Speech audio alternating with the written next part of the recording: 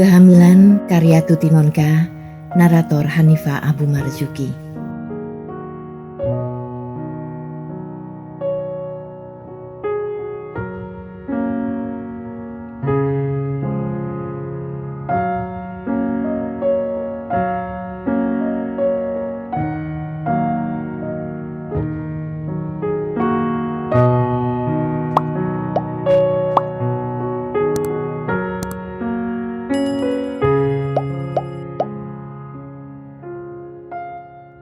Reina berdiri di depan cermin kamarnya yang lebar.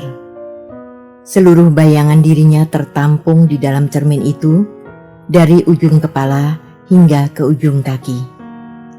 Ia baru saja mandi sore dan sudah selesai berdandan. Ia tidak saja cantik, tapi juga segar dan tampak selalu gembira. Tubuhnya terawat baik, ramping, kencang namun lembut. Jangankan pria, wanita pun pantas mengaguminya. Kecuali yang memang iri tentu. Dan yang iri ini ada bermacam-macam. Ada yang iri karena tidak senang kecantikannya disaingi. Ada juga yang iri karena merasa minder. Tubuh gloyor gembrot, entah karena banyak makan, entah karena banyak anak, atau malah karena kedua-duanya. Dan golongan yang kedua ini selalu punya alasan yang tepat untuk memaafkan diri dan untuk menyangkal kelebihan Reina. Jeng Reina kan belum punya anak, terang saja masih kencang, rapet dan padat. Begitu mereka berkata dengan wajah iri yang coba ditutup-tutupi. Reina tersenyum sendiri. Tentu saja bukan karena belum punya anak maka tubuhnya tetap indah. Tapi karena ia selalu memilih makanannya dengan hati-hati, rajin senam, serta tidur dengan teratur. Ia memang bangga. Bukan bangga. Ia menyukai bentuk tubuhnya yang ideal. Dan sekalipun ia merindukan anak, setelah 6 tahun hanya hidup berdua dengan suaminya, ia masih akan berpikir lama bila harus menukar tubuhnya menjadi gembrot untuk dapat memiliki seorang anak. Reina melepas handuk lebar yang membungkus tubuhnya. Diambilnya sebuah bantalan kecil berbentuk bundar. Lalu dilekatkannya ke perutnya dengan sebuah tali elastik. Sesudah itu dipakainya segulung angkin untuk membebat bantal yang menempel di perutnya. Tengah ia merapi-rapikan bebatan angkin di perutnya, dari cermin di hadapannya terlihat Yudi, suaminya, masuk kamar. Sejenak Yudi berdiri saja memandanginya, lalu menggeleng-gelengkan kepala. Reina melirik suaminya lewat cermin, tersenyum-senyum sambil terus mendandani dirinya. Aku heran, kenapa sih kau tidak mau menerima saja kenyataan ini sebagaimana adanya? Kalau akal-akalanmu itu sampai ketahuan orang, kan malah jadi malu. Yudi berkata sambil duduk di tempat tidur. Matanya terus tertuju pada Reina. Makanya jangan sampai ada yang tahu, biar gak malu. Reina menjawab dengan kalem. Diambilnya sebuah baju hamil dari gantungan di dalam lemari, dikenakannya dengan hati-hati. Kini ia tampak seperti wanita yang tengah hamil 5 bulan. Sambil bercermin, dipatut-patutnya letak bajunya, diputarnya tubuhnya ke kanan kiri. Yudi terus juga memandanginya dari tempat tidur. Reina menoleh kepada suaminya, lalu mereka berdua tertawa terbahak-bahak. Gila, Yudi berkata masih dengan sisa-sisa tawa di wajahnya. Ditariknya Reina dan dipeluknya erat-erat. Memang gila, semua orang membuat aku gila. Reina menjawab dengan terengah-engah. Tentu saja Reina tak pernah merasa dirinya gila. Kalaupun ada yang sinting, orang-orang itulah yang sinting. Orang-orang yang selalu mengusiknya, yang selalu usil terhadap keadaan dirinya. Bagaimanapun, keadaannya memang memancing pergunjingan orang. Umurnya sudah 35 dan ia sudah 6 tahun menikah. Usia pernikahan yang mestinya sudah bisa menghasilkan setengah lusin anak itu, nyatanya belum membuahkan seorang bayi pun. Padahal secara genetis, baik Reina maupun Yudi tidak punya kemungkinan mandul. Keluarga mereka semuanya memiliki banyak anak. Saudara Reina 8 orang, sementara Yudi punya 4 kakak dan 2 adik.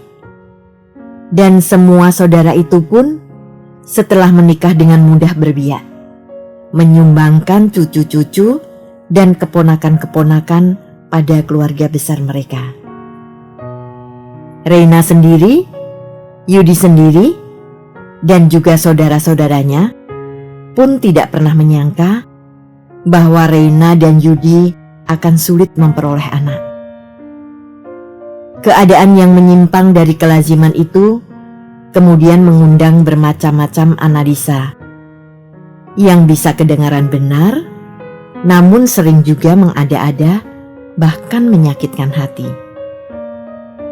Celakanya lagi, justru orang-orang yang tidak banyak tahulah yang paling suka bicara, yang dengan gencar menyalahkan ini itu, memvonis begini begitu. Jeng dulu minum pil ya?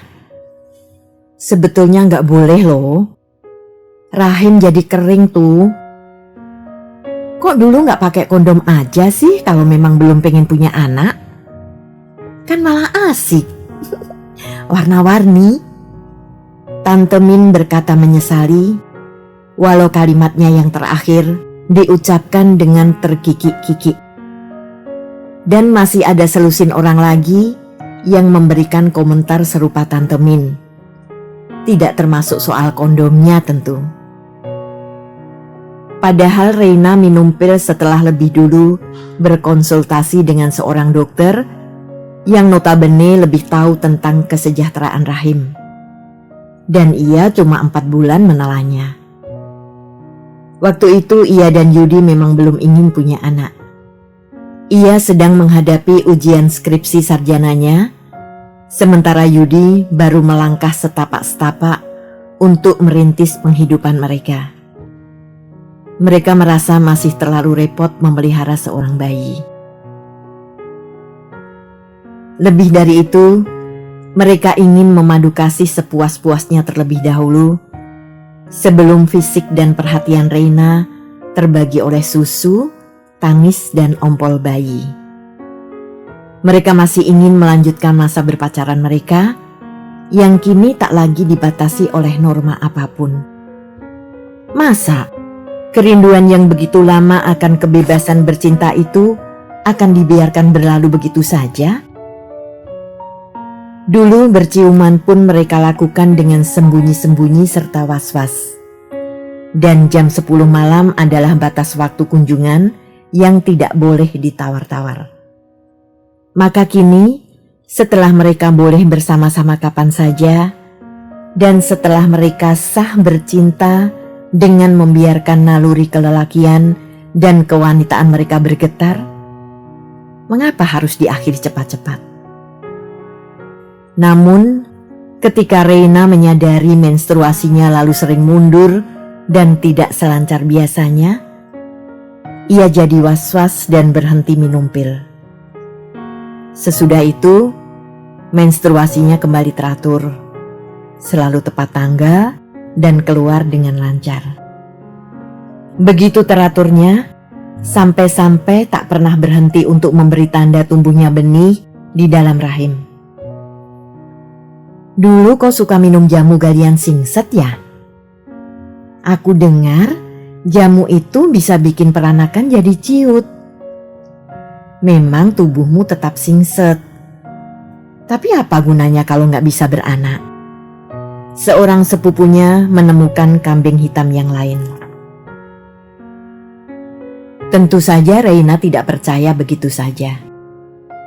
Kalau benar jamu galian singset membuat peranakan jadi ciut, dari mana wanita-wanita nenek moyang mereka dulu memperoleh anaknya, yang justru lusinan? Tapi ia tidak membantah kata-kata sepupunya. Ia malas berdebat mengenai sesuatu yang jelas tidak ada dasarnya, tidak ada referensi apapun soal itu. Orang memang bisa ngomong apa saja yang menghibur maupun menyakitkan hati seperti ini. Mereka itu memang gak mau punya anak kok, sibuk cari duit melulu. Reina hanya bisa mengelus dada bila ada orang yang berucap seperti itu. Ia dan Yudi memang sama-sama sibuk. Yudi dengan bisnisnya, ia dengan yayasan sosialnya. Tapi sungguh tak enak rasanya dibilang orang mengejar harta. Yudi memang harus bekerja keras, sebab usahanya masih dalam tahap rintisan. Dia sendiri, berapa sih penghasilannya dari yayasan sosial itu? Kecil sekali kalau tidak boleh dibilang nihil.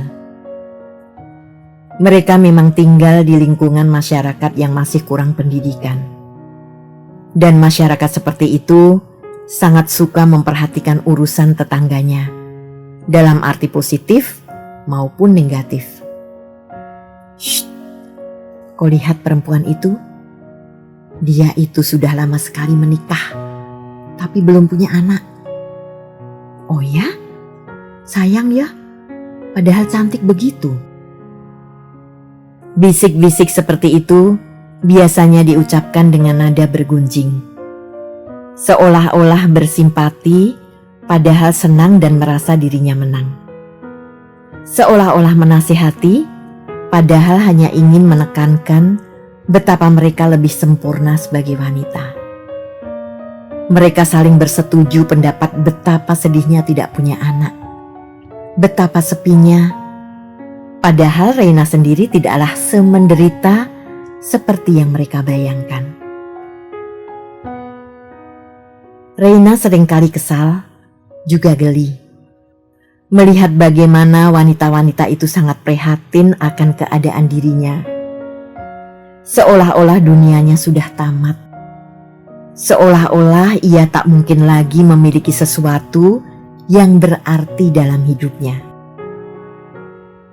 Dan untuk semua pandangan masyarakat yang tidak mengenakan itu, ia tidak bisa berbuat apa-apa. Jadi wanita yang gagal menghasilkan anak memang runyam. Orang melihat mereka seperti melihat penyandang invalid. Menjadi bahan gunjingan, menjadi objek belas kasihan, menjadi sasaran nasihat yang seringkali sok tahu, padahal tidak ada yang tahu. Dan masyarakat tempat ia tinggal sangat banyak memiliki perbendaharaan nasihat semacam itu. Ada yang menganjurkan agar ia meminta ari-ari bayi yang baru lahir dan menanamnya di depan rumah, konon agar ari-ari itu mendatangkan bayi baginya.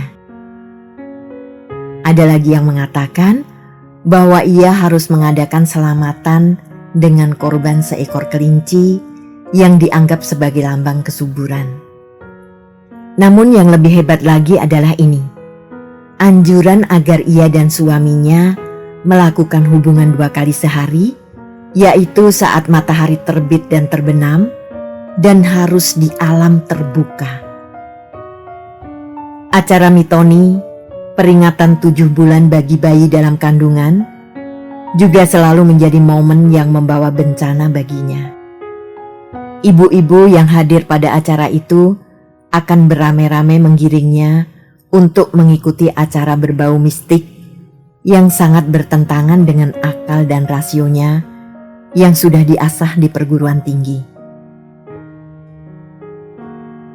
Suatu ketika, seorang bekas kawan kuliahnya yang pernah sama-sama aktif di organisasi mahasiswa dulu hadir pula pada suatu acara mitoni seorang tetangganya dan menyaksikan ia menjalani upacara gila-gilaan itu. Tanpa ampun lagi, ia ditertawakan dan diejek habis-habisan. Hebat betul ilmu barumu, Ren. Mandi telur biar dapat anak. Wah, telur mah enaknya direndang, Ren. Dan soal anak, mestinya kau berurusan dengan ginekolog. Susanti, temannya itu, berkata sambil terkekeh. Kok kira juga aku percaya permainan sinting itu? Cuma nyenengin orang saja, Sus, biar mereka lega. Kan gak baik membiarkan orang pada menyusahkan keadaanku. Reina menjawab dengan kesal, jengkel, dan juga malu. Dan semenjak itu, ia tak pernah mau lagi mengikuti kehendak orang untuk diupacarai begini begitu. Tak pelak, sikapnya membuat ia dihujani sikap, pandang, serta kata-kata sinis. Biar dirasakan sendiri nanti, kalau tidak bisa punya anak untuk selamanya. Sombong, mentang-mentang pernah sekolah tinggi. Tentu saja tidak semua bersikap sedengki itu. Ada juga yang memahami dan membenarkan pendiriannya, serta memberi dukungan moral dengan tulus ikhlas. Gak apa-apa, Jeng. Baru 3 tahun kan? Saudara saya ada yang sampai 8 tahun baru punya anak. Sabar saja. Lama-lama kan ada juga. Ini ucapan mereka yang simpatik. Bukan kalangan primitif saja yang rame-rame mengurusi Reina. Kaum intelek pun tidak mau ketinggalan menyumbangkan advis-advisnya. Untuk golongan yang kedua ini, Reina memperhatikan dan mencoba melaksanakannya betul-betul. Ia dan suaminya berpuasa selama beberapa hari dan baru berbuka 2 minggu sebelum masa menstruasi tiba. Konon menurut teman tadi, masa subur seorang wanita adalah 15 sampai 10 hari menjelang menstruasi.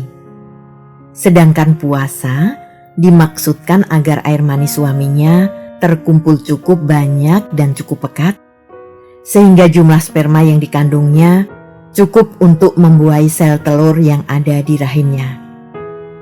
Lalu dari sebuah buku, ia juga membaca bahwa masa subur seorang wanita ditandai dengan suhu tubuh yang tinggi dan banyaknya cairan bening yang keluar dari vagina. Untuk itu, setiap bangun pagi, Reina langsung memasukkan termometer ke dalam mulutnya, lalu mencatat angka yang ditunjukkan oleh air raksa.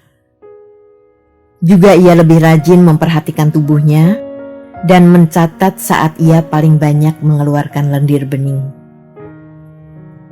Semua cara dan rahasia sudah dijalankannya. Namun, sang bayi belum juga menunjukkan tanda-tanda akan segera muncul. Tahun keempat pernikahan terlampaui sudah. Reina yang semula tak begitu merisaukan kemandulannya, mulai was-was juga.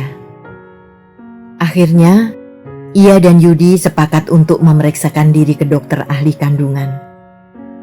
Dokter memeriksa Reina dengan teliti, menanyakan kondisi keturunan di dalam keluarganya, siklus haidnya, kegiatan setiap hari, makanannya, tidurnya. Hasil pemeriksaan menyatakan bahwa ia normal, tidak ada kelainan apa-apa. Hanya agak terlalu letih dan pikiran kurang tenang. Yudi pun menjalani pemeriksaan serupa. Air maninya diteliti di laboratorium. Ternyata kandungan spermanya sedikit di bawah jumlah normal, namun sesungguhnya masih mampu membuahi sel telur Reina. Mereka hanya butuh istirahat yang cukup dan pikiran yang tenang untuk dapat memperoleh keturunan. Keduanya pulang dengan lega namun juga termangu-mangu. Banyak istirahat, jangan berpikir yang berat-berat. Bagaimana mungkin itu bisa dilakukan Judy jika perekonomian dan bisnis semakin susah, sementara pinjaman bank beserta bunganya harus tetap dibayar? Reina tak berani berharap banyak. Ia tidak bisa berhenti dari pekerjaannya di yayasan. Apa yang akan dilakukannya di rumah kalau ia tidak punya kegiatan apa-apa lagi? Bisa-bisa ia malah menderita stres dan semakin jauh dari kemungkinan bisa hamil. Akhirnya Reina mengambil keputusan. Ia akan mengangkat anak. Harapannya untuk mendapat anak sendiri belumlah pudar. Namun ia ingin rumahnya segera diisi dengan suara celoteh bayi. Kalau toh kelak ia punya anak sendiri, biarlah anak itu menjadi adik dari anak angkatnya. Namun ia tidak mau begitu saja mengambil anak dari panti asuhan dan membawanya pulang. Dendamnya kepada masyarakat masih belum terbayar.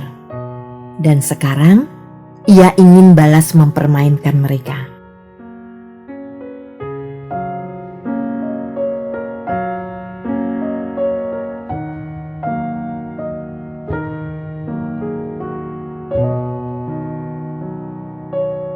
Terima kasih telah menikmati cerita ini.